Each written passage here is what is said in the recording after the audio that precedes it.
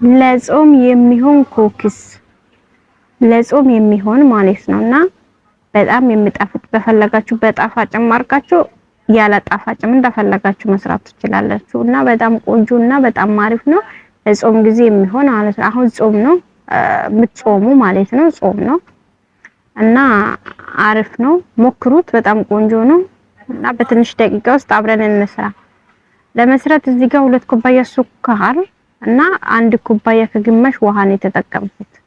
ይሄ ሰርቼ ላስቀምጠው ነው እንዲቀሰቅስ እና ትንሽዬ ቫኒላ ጨምሬበታለሁ ለጣም ማለት ነውና ሎሚ ይሄ እስከሚቀዘቅዝልኝ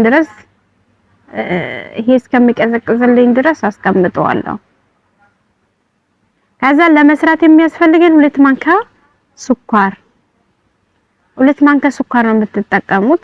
ከዛ ስኳሩ ደግሞ ትንሽ እሳት ላይ አድርገን እንደዚህ እንዲቀልጥልን እናረጋለን። ስኳሩ ከቀለጠልን በኋላ ውሃ እንጨምራለን። ከዛ እናማስላለን። የምትሰሩትን ያህል ውሃ ትጨምሩታላችሁ። እኔ 3 ኩባያ ውሃና 2 የሾርባ ማንኪያ ጠፍቶብኝ ነው የሾርባ ማንኪያ ነው የጨመርኩት ዘይት። ከዛ እዚህ ጋር ደግሞ 3 ኩባያው ዱቄት እና ግማሽ ኩባያ ንሼ ነው የተጠቀምኩት። ንሼ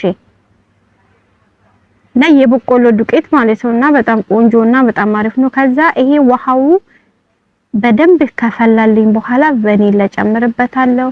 ከዛ ያዘጋጀሁትን ዱቄት ጨምርበታለሁ። ከዛ እዚህ ጋር በደንብ በሚመቻችሁ ነገር አርጋችሁ በደንብ ማማሰል ማለት ነው። ደንብ ታማስሉታላችሁ።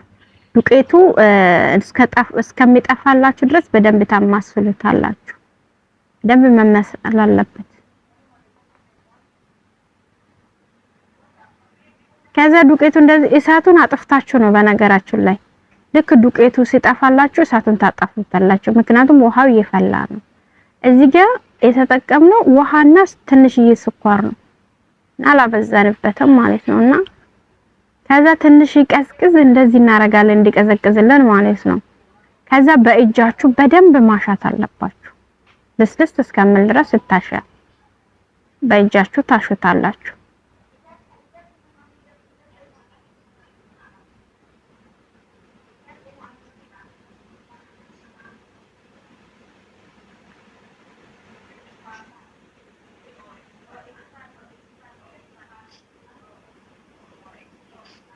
በደንብ ካሻችሁ በኋላ በምትፈልጉት እቃ አድርጋችሁ እንደዚህ ትቆራርጡታላችሁ።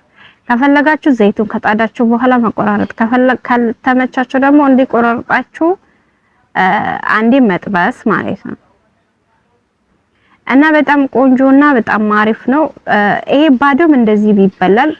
ያው እኔ ሱካር ስለተጠቀምኩ ነው። ሱካር አለመጠቀም ትችላላችሁ። ከዛ ዘይቱ ደግሞ በደንብ ማጋል የለበትም። መካከለኛ እሳት ላይ ነው ሚዲየም ላይ ነው ማድረግ ያለባችሁ እሳቱን ማለት ነው።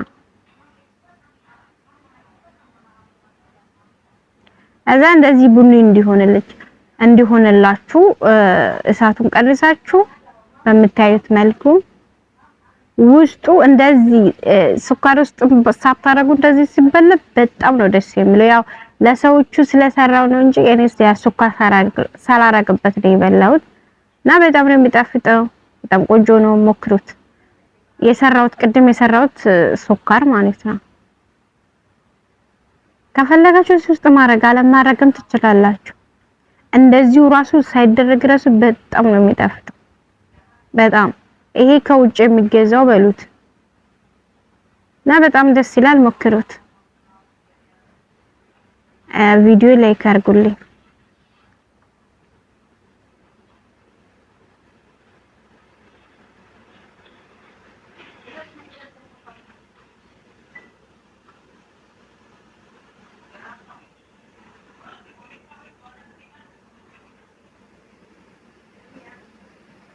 አያችሁ ውስጡ ባዶ ነው። እንደዚህ ይሄ ስኳር ውስጥ ሳትነክሩ ራሱ ትችላላችሁ። በቃ የሆነ ለጾም የሚሆን ማለት ነው።